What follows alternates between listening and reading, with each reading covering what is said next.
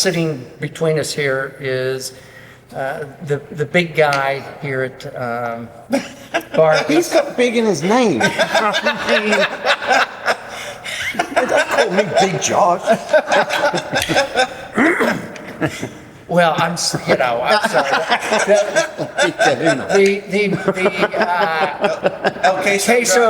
Queso Grande right here, who owns Barley's.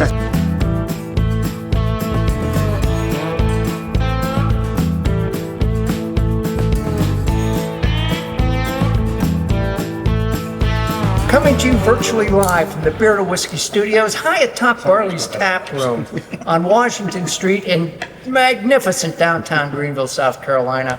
I'm Russ Heaps, and welcome to this episode of Big John in 5. And that's where I get my good buddy over here, Big John Richards, on the other end of the dais, to pick a beer from one of Barley's 72. 72, geez, 30, you know, it's, 20, 220, 221, whatever it takes. 72 taps or 50, 60 cans and bottles. And we sniff it, sip it, kibitz about it. John tells us a little bit about the brewery. Sometimes we get a little brewing history. And and sitting between us here is the big guy here at Barley. He's got big in his name. Don't call me Big Josh. Well, I'm sorry.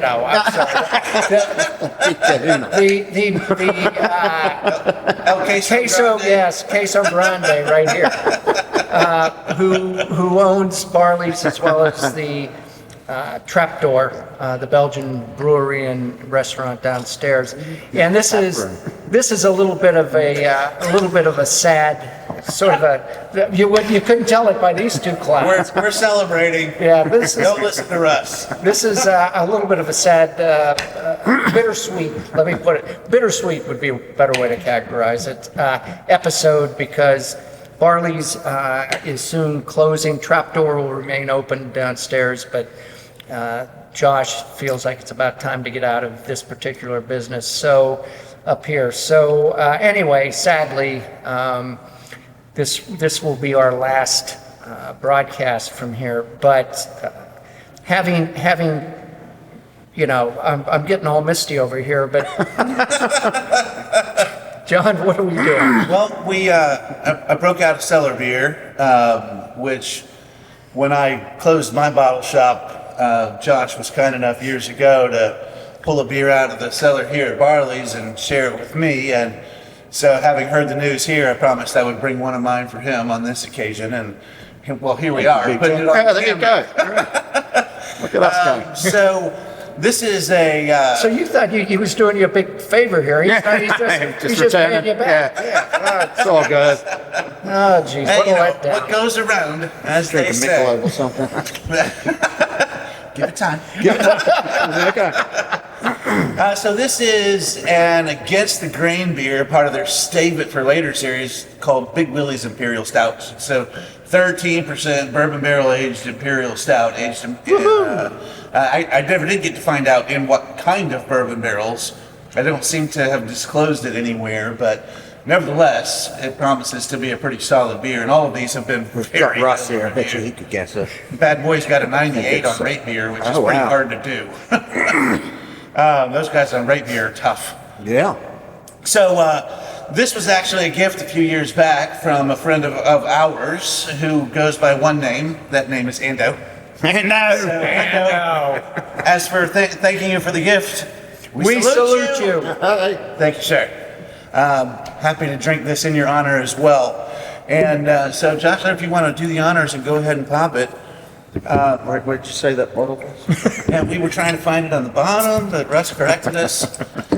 And I'm happy we got to bring Buddy into the fray here. Right. We don't often get to do that. So Against the Grain is a brewery out of Louisville, Kentucky, with a lot of very good beers to their credit. And have done quite a good barrel aging program over the years as well. And we were just... no idea I'm pouring with two hands, but hey. It's all right. We'll make it all work in time. Yeah. So it's fun to see this pour with just a little bit of carbonation there, and that happens quite a bit with the bigger beers and the barrel-aged beers. So I don't know that we're going to get a lot of lacing out of this, but I can smell the bourbon from I can over smell here. it. I smell bourbon and I smell like black cherries I or. think Yeah. it might have been a kimchi barrel. Oh, really? Could be. Kimchi. Yeah. Okay, what's the other episode? You'll guess. The That's this episode. That's a callback. Business. That's all right. It's a callback. It's called a callback. Yeah, there's a big fruity thing going on there too. It's and maybe I don't even know if it smells of any real oxidation, but there's definitely some fruit going on in there.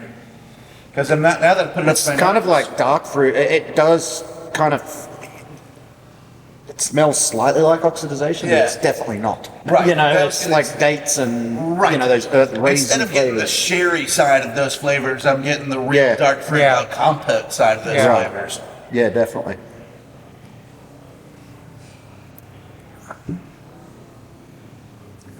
Oh wow. Yeah, that drink's very smooth. Doesn't taste Oh, like that 13 sure and a does. half. You're Oh, my right about the goodness.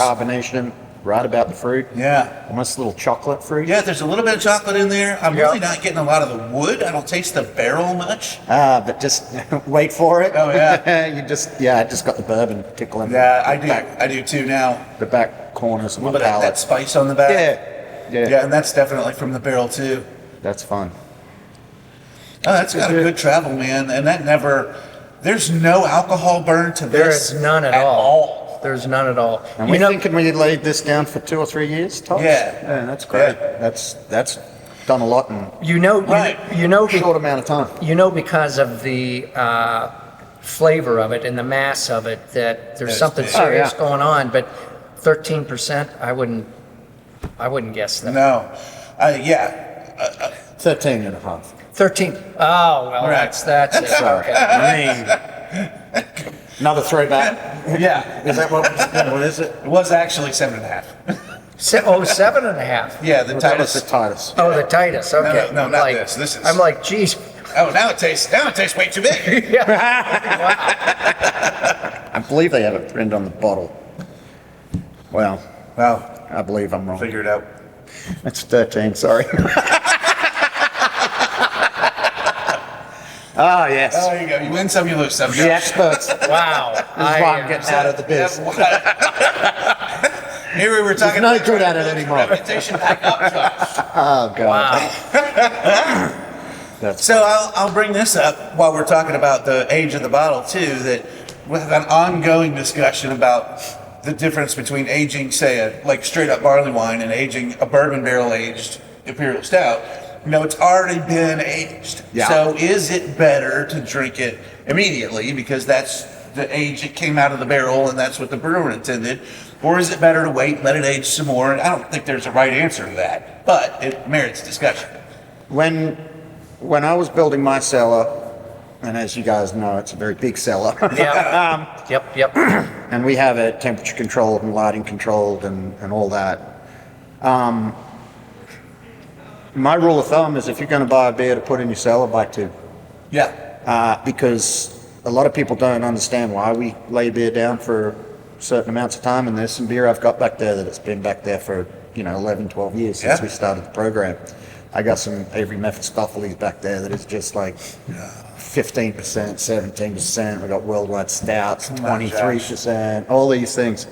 But you open them when they're new, whether they've been barrel aged or not. Yeah. There's a lot of strong things happening in these beers. Yep. So, A, the alcohol. B, if they have been barrel aged, it's going to be a lot of wood. Yeah. And it's just, some of those beers are really, really tough to drink. But if you keep them protected, and again, temperature and light are the two Yeah. toughest things. Yeah. So if you don't have the ability or a fridge or anything, the best thing that you can do is put them in a brown paper bag or in a box and, put them in a dark, constant place. A lot of people like to use their wardrobes Yep. because they tend to stay at a similar temperature because temperature will kill them. Stand them up. Don't lay them down because the cork or the cap can add things to them. And then, just play with it. And that's the thing. If you buy 4 or 5, you can have one. And then every year you can open one up and see how it changes, and then that's how you learn. But yeah, barrel-aged beers have already been laid down. Yeah, it doesn't necessarily mean that they don't want to sit a little longer to get rid of some of those strong flavors. And I think this is a prime example of that. Right. 13% alcohol tastes like it's got 5. Yeah, it could very well be just a Some of that carbonation Yeah. coming off opens up the flavors a Yeah. little bit more too. So. This would be an absolutely wonderful after dinner drink with a cigar. Oh yeah. Holy Yeah. cow. Yeah, there are not a lot of beers that hold up to cigars, but a beer like this will do it and continue Yeah. to contribute as you make your way through one. Well, that was an excellent choice. This John. has changed. Thank you, This John. has opened up even more. Yeah, just just sitting while there. we've been sitting here, in the second and third sips I've had, more of that dark fruit has been popping. It's really To me, It's when I really took fun. that next sip, it really reminded me of the Dogfish Head Raison Dextra. yeah, yes. Because that beer to me is one of my favorites of all time too, and it has all those big dark fruity notes Yeah. of dates and earthiness. And this, like I said, it's got a little chocolate to it, Yep. which softens it. The wood comes in way late at the end. It does. It's way on the end of the finish. Yeah. So thank you, John. I appreciate Yeah, that. that's nice- a wonderful nice beer. choice. Very good. Well, I'm glad to have been able to contribute. 27 years, been a good run. It has. We're gonna be sad to see it go. Yeah, me too, but it's been a long 3 years, and it's just time. So, It's a turning of the page for Greenville, and I was talking about this the other day, and I'm not doing this just to blow sunshine up your skirt, but I think this restaurant closing has a ripple effect throughout the South. I think this restaurant has been that important to beer in the Southeast because you brought in a lot of things we would not have gotten. We would have never seen Weyerbacher. We would have never seen Left Hand. We would have never seen a ton of breweries that came here because they knew Barley's was leading the way. yeah. I mean, when Dogfish Head came to South Carolina, they launched here. Yeah. When Barrels came yeah, to South we did. Carolina, That was a fun they time. launched here. When Creature Comfort Yeah. came, Just recently. just recently, it was here. And a big part of that is, from Creature Comforts, Tina Anderson is a dear friend of mine, has been for about 20 years. And she's Yeah. now the national sales manager for Creatures, but she worked at Bell's for, 20 years. And I've known her, and she was just like, we're going there. So it's been a long, long, long career, and it's been super fun. And the amount of people that I have met and fallen in love with over the way has been an absolute joy.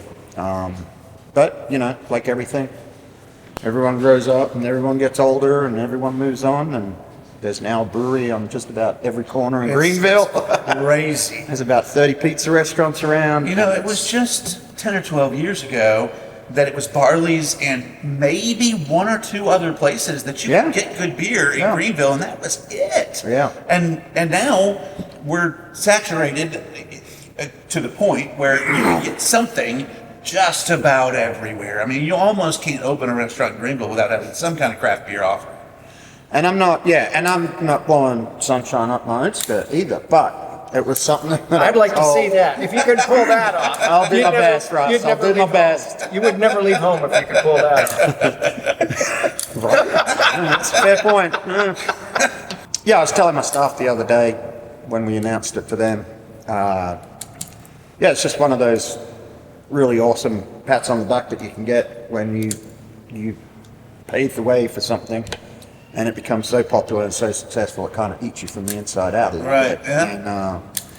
And bouncing back from the pandemic was super hard for this restaurant in particular, and a decimated restaurant industry staff is impossible. And This it is another it COVID just casualty right ceases to be fun for any of us anymore. So, like I said, Trapdoor's killing it. It's doing really well. We'll be there for another 20 years, hopefully. But for me to downsize to one restaurant after the 3 years we've had is important for my mental health as much as anything. doubt. So, No doubt. so yeah, it was a tough decision to make. It was an easy business decision to make, I think, but a tough emotional decision. And I tell you, the feedback we've had on social media from people showing up for a last meal and a last pint has been nothing but just overwhelming niceness and gratitude and sadness and all the things. So, but like I keep saying, 27 years, man, that's a great run. Oh, yeah. I'm really proud of what we've done and what we've created, and I'm very happy and very proud to see what we've left behind as far as, you know, so many great thriving bottle shops and breweries and just cool places to go hang out. So I don't think there'll be a shortage of beer in town, or in the world for that matter. Well, but there will forever be a shortage of barley. But, Yes. but the trapdoor aside, Uh-huh. you're not through with us, are you? No, Russ. No, I mean, you're Russ. you're thinking and looking. Okay, you're not. No, I've got some other ideas. I'm Okay. too young to retire. I'm too young to not, you know, to sit at home all day and do nothing. One thing I've learned about myself over 30 years, I tend to like working. So, and creating and doing different things. So, this is going to make my girlfriend unemployed too. So, we got to figure out. I don't know. We are talking about maybe picking something up and doing something different. You know, maybe in Simpsonville. What I definitely know is I'm going to take about 6 months off to recharge my batteries after the last 3 years, and sort out a lot of stuff. And then we'll see what comes down the road. We know there will not be a kitchen involved. Yeah. And you know, for me, like I said, we've conquered the craft beer thing.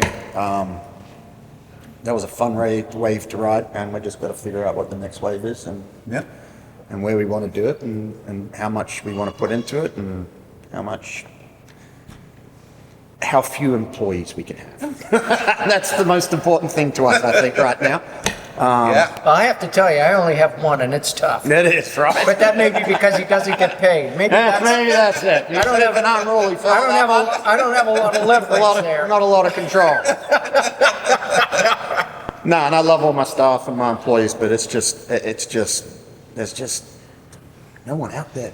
Hiring people is near impossible. It's been rough. Still, It's been so rough. It's slowly coming back, but I think, yeah, I don't know. It's like opening a brand new restaurant all over again, and that's hard to do after you've Done it. been set in your ways for 25 years, right? You know. Yeah. And then, you know, to lose the workforce and try and retrain everyone, and it's like the biggest uphill battle. So I think, like I said, Trap's doing great. I just prefer to focus on that and focus on health. What are you going to do with your pizza recipe? Your dough? I'm going to take that book home. Taking that book home? Good. Good. Because you never know. I mean, we're just closing. We're not selling. We're not doing anything like that. We're just closing. So I still own the rights to Barley's tap room and pizzeria in South Carolina. So, you know, maybe in 6 months after a break. Yeah. And that's something that I've talked to a lot of people about. Honestly, it would be so much easier to open Barley's again somewhere else from scratch. Right. And it would be to try and reopen this one that has so many expectations and such a high standard. Right. And it's just been trying to convince, you know, these younger generation that there's a certain way to do things has been a real challenge. So, whereas if you're starting from scratch, everyone's excited, like, what do we do? And you can implement everything as you go along. And so, I don't know. Yeah, I'm not saying we're going to do that, but I'm not going to say no to saying, yeah, right, that book's coming with me. The recipe book's Good. going to I'm be. happy to hear that. I'm Maybe happy we'll to hear make that. Because they have outrageously good pizza here. Truly. They really do. Anyway, Boys, thank you, Big John. Thank you, sir. Delicious. Josh. Thank you, Ross. it's been a great ride. Appreciate it. We'll still be around in other factors, so So damn lucky. cheers.